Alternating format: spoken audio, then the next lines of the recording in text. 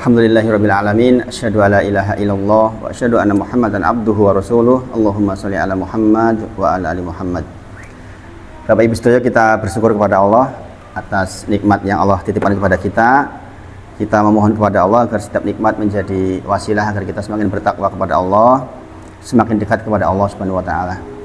Kita memastikan agar nikmat yang Allah titipkan kepada kita apapun bentuknya menjadi sarana agar kita bertakarub atau beribadah kepada Allah Subhanahu wa taala. Shalawat dan salam kita sampaikan pada junjungan kita Nabi Agung Muhammad sallallahu alaihi wasallam. Semoga kita termasuk yang mendapatkan syafaatnya di yaumil akhir kelak insyaallah. Kita lanjutkan pelajaran kita menika mendapatkan husnul khotimah, masih di bab yang ketujuh yaitu taubat. Kemarin kita sudah bahas Quran surah An-Nur ayat ke-31. Yaitu watubu ilallahi jami'an ayyuhal mu'minun la'alakum tuflihun. Bertobatlah, kita semua diperintah untuk bertobat kepada Allah Subhanahu wa taala, wahai orang-orang yang beriman, la'alakum tuflihun, agar kita menjadi orang yang beruntung. Jadi sepindah malih, Allah yang menciptakan kita, yang mengurus kita, yang memberikan kita rezeki, yang mengurus anak kita, mengurus rezeki kita, berfirman bahwa jikalau kita ingin beruntung maka banyak-banyak bertobat, yaitu ucapan astagfirullah wa atubu ilaih. Mudah nggih? Mudah. Jadi kita setiap waktu kalau bisa ya astagfirullah wa atubu ilaih. Kalau istilahnya kalau ibu-ibu itu lagi goreng tempe, astagfirullah wa atubu ilaih.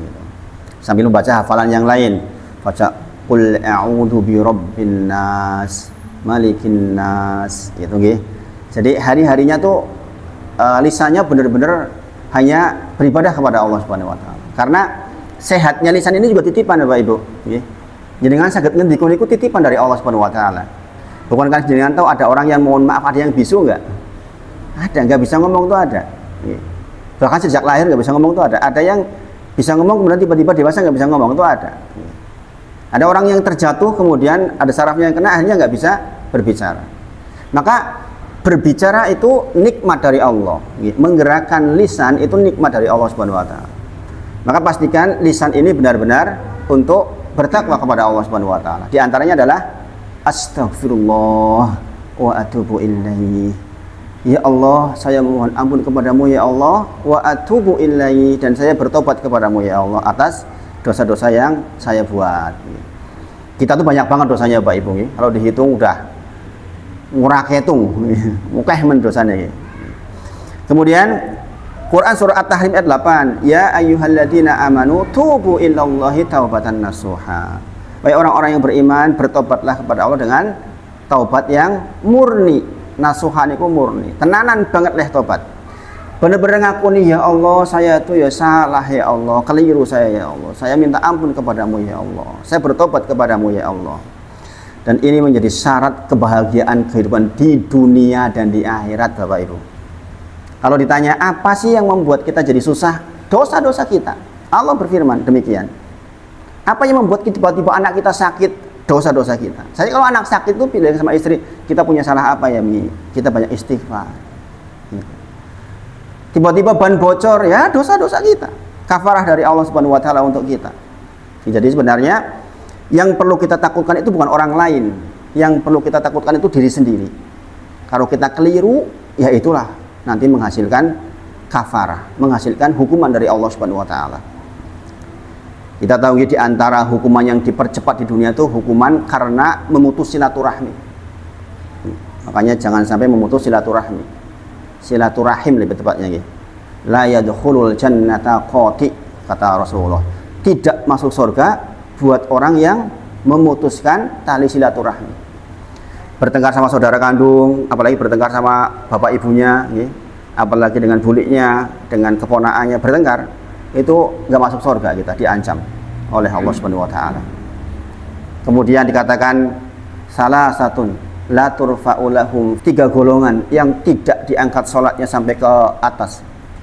Jangan kok ke atas, ke sejengkal di atas kepala aja enggak, kata Rasulullah. Di antaranya adalah wa akhwani mutasoriman, 2 saudara yang saling jengkelan. Jenengan dia sedulur, kok jenengan Orang Cilacap bilang pates. Pates itu kurang mau ngomongan ketemu. Liwat. Nah, itu. Dikatakan di hadisnya gitu. Dia berpapasan, yang satunya mengok ke sini, yang satunya mengok ke sini. Itu wa ahwani mutasoriman. Ini mboten diangkat salat ini. Sepanjang jenengan masih seperti itu, jenengan dengkelak-dengkeluk salat itu mboten diangkat.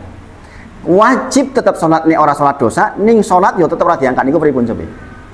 Makanya harus segera berbaikan. Kata Rasulullah, wa khairuhuma, yang terbaik di antara mereka adalah yang mendahului salam. Yabda'u bisalam. Jadi yang mendahului salam, bukan yang nunggu salam. Kayak sing salah kok, masa aku sing salam gah. Aku lebih tua kok, kayak sing masa aku itu korono gah. Nah ini salah. Rumusnya dalam agama itu yang terbaik adalah yang memulai salam duluan. Aku minta maaf yo. Najan kita yang bener, aku minta maaf yo. Itu lebih baik, itu lebih baik. Okay.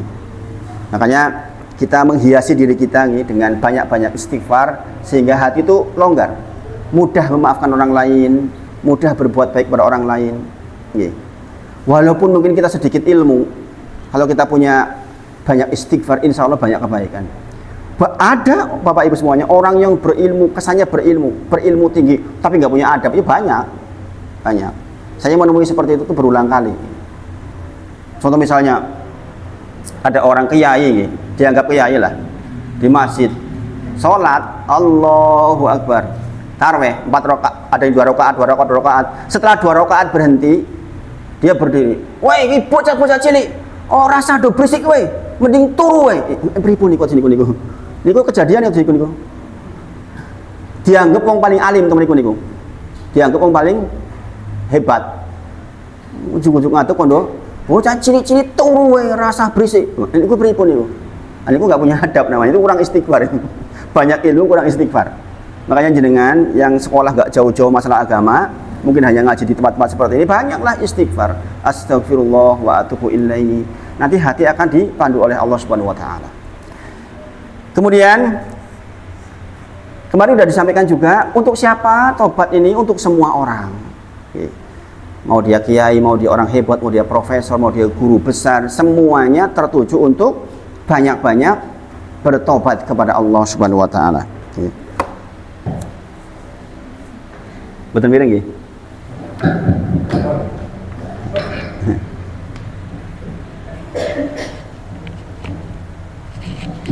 Jadi syariat tentang taubat ini untuk seluruhnya, tak terkecuali Bapak Ibu sedaya. Walaupun kita sudah rajin banget sembahyang, pun rajin tahajud, pun kita apik lah insyaallah, tetap kita harus banyak-banyak mengucapkan astagfirullah wa atubu ilaihi. Kita muhasabah diri sendiri. Kita bertanya pada diri sendiri, jawab sendiri, aku sudah salah apa? Kita teliti sendiri. Itu nggih. Kemudian dikatakan juga kemarin, ya ibadi innakum tukhti'una bil-laili wan-nahar, wahai orang-orang semuanya nggih, kita itu sesungguhnya menciptakan atau memproduksi dosa-dosa siang dan malam. Ya namanya hidup, kadang-kadang kita di obrolan, itu kadang-kadang ada aja yang membuat kita menjadi dosa. Maka dikatakan kita disuruh beristighfar. Sesungguhnya siapapun yang beristighfar kepadaku, aku ampuni. Nah, itulah keluasannya Allah Subhanahu wa taala. Terakhir kemarin kita bahas tentang nek iyo ada kaum wis orang gawe dosa blas, justru sama Allah nanti kaum itu dimusnahkan, digantikan dengan kaum baru yang berdosa, kemudian dia beristighfar kepada Allah dan Allah ampuni. Maksudnya pripun? Maksudnya memang kita itu nggak mungkin lepas dari dosa-dosa Bapak Ibu. Laki-laki nonton TV, saya lihat siaran TV penyiarnya nggak pakai jilbab, roknya rok mini, saya lihat menteleng, dosa apa dosa? Dosa buatan itu? Dosa itu para ulama sepakat itu dosa. Astagfirullah, tonton terus. Niku dosa Bapak Ibu.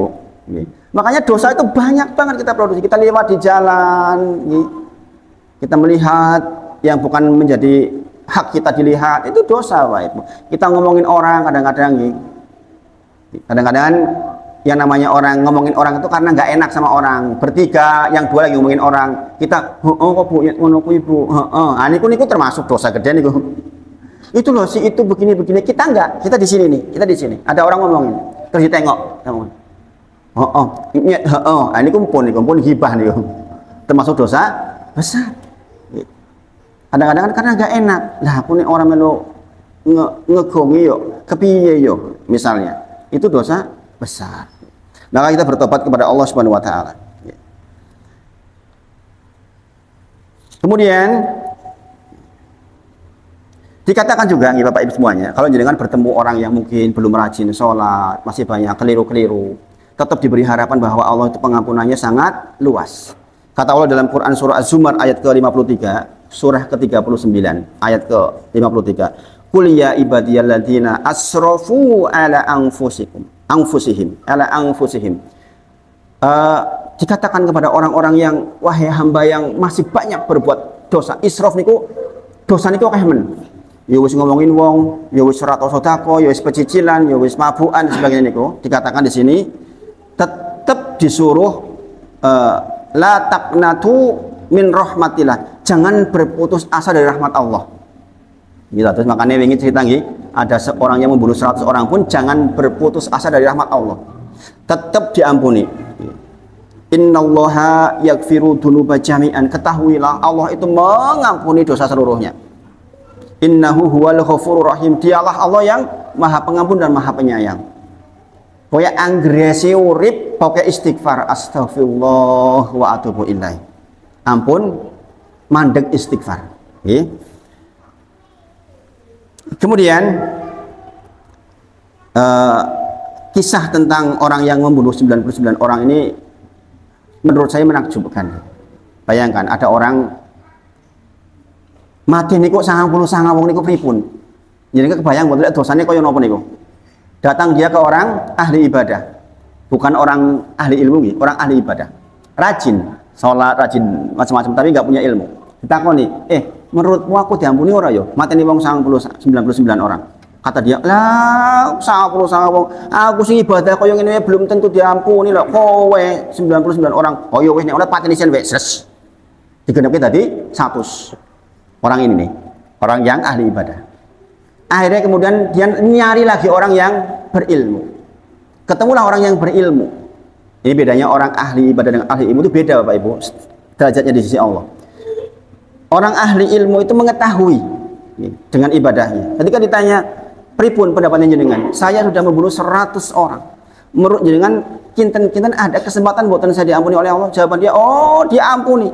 Apa yang menghambat antara engkau dengan Allah terhadap pengampunan? Gak ada yang menghambat. Kalau kau minta ampun, tetap diampuni. Sekarang bagaimana caranya? Pergilah ke sebuah tempat. Di sana ada orang-orang soleh yang menyembah kepada Allah. Kata orang ini, kata orang ahli ilmu, jangan tengok ke belakang lagi. Gak boleh tengok ke belakang. Pokoknya kamu menuju ke sana, gak boleh lihat ke belakang. Maksudnya pripun? Orang kalau sudah niat tobat niku menuju kepada kebaikan, cari teman yang baik.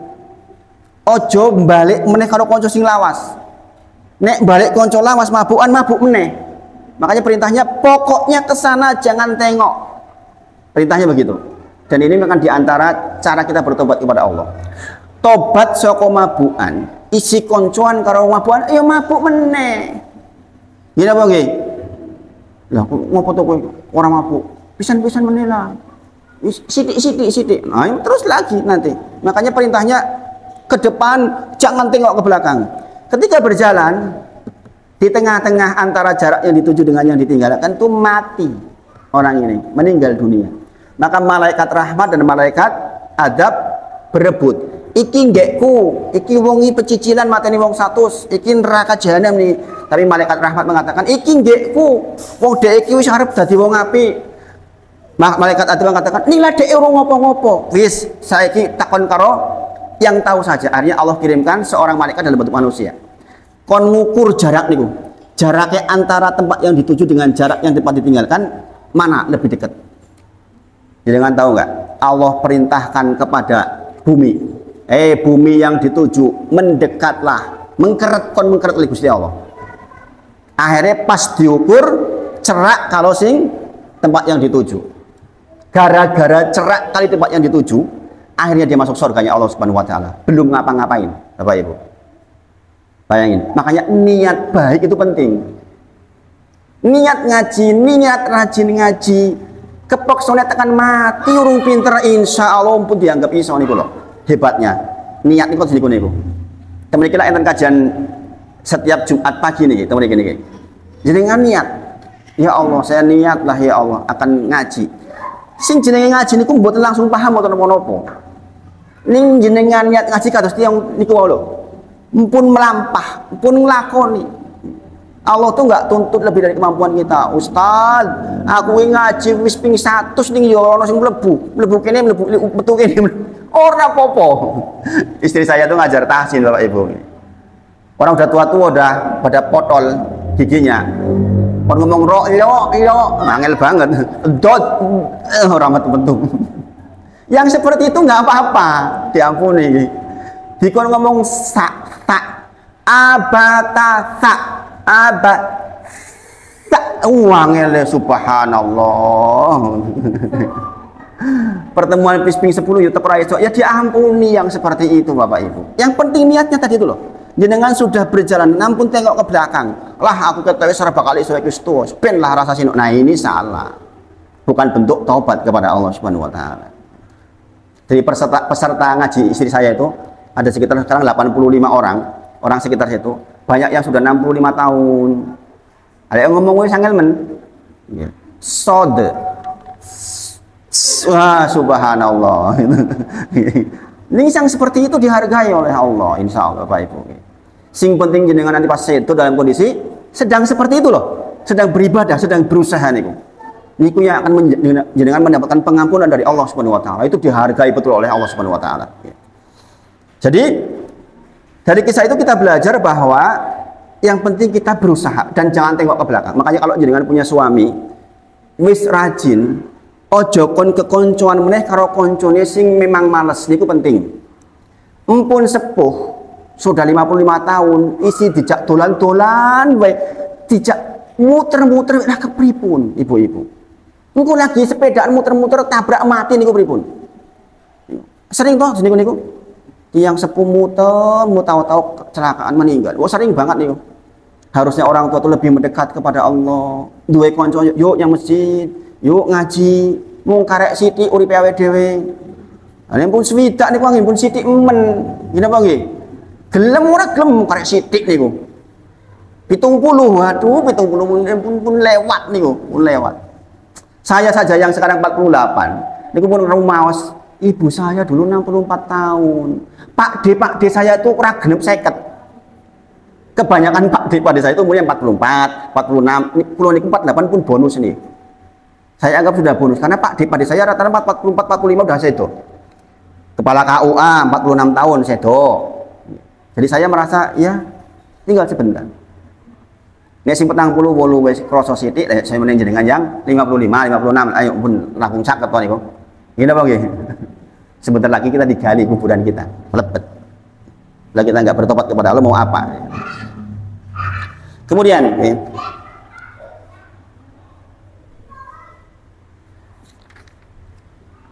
adapun syarat tobat. Syarat tobat.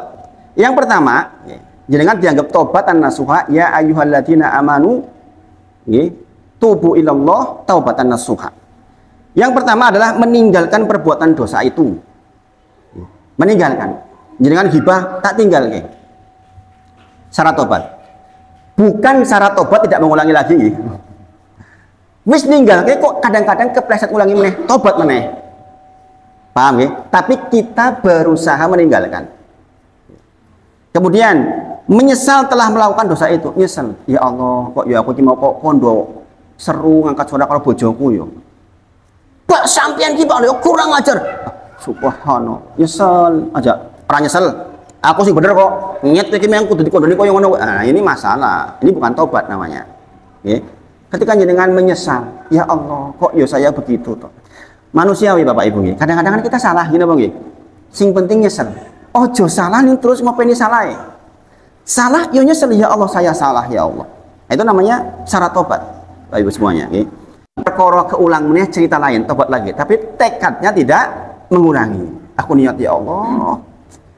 Contoh tobat saking rokok. Mohon maaf yang masih ngerokok. Wangil banget niku. Mari telung sasi. Oh baru kowe kumat lebih parah. Bapak saya dulu ketika tobat saking rokok goro-goro kena paru-parunya. Setahun sehat. Bareng mari sehat kaya kereta. Mandek ini ono pahit. Anak songo ini mandek rokok kalau ada saya. Malunya cuma sama saya doang. Kalau ada saya rokok masih panjang. Gitu. Kalau ada anak yang lain enggak?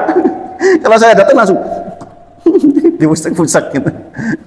Ono wahid jadi saya dianggap penegak kebenaran di rumah katanya dulu itu. Ngene ono wahid kok dikondoni aku. Kemudian ikhlas, Bapak Ibu sekalian. Jadi ikhlas dalam berobat itu penting.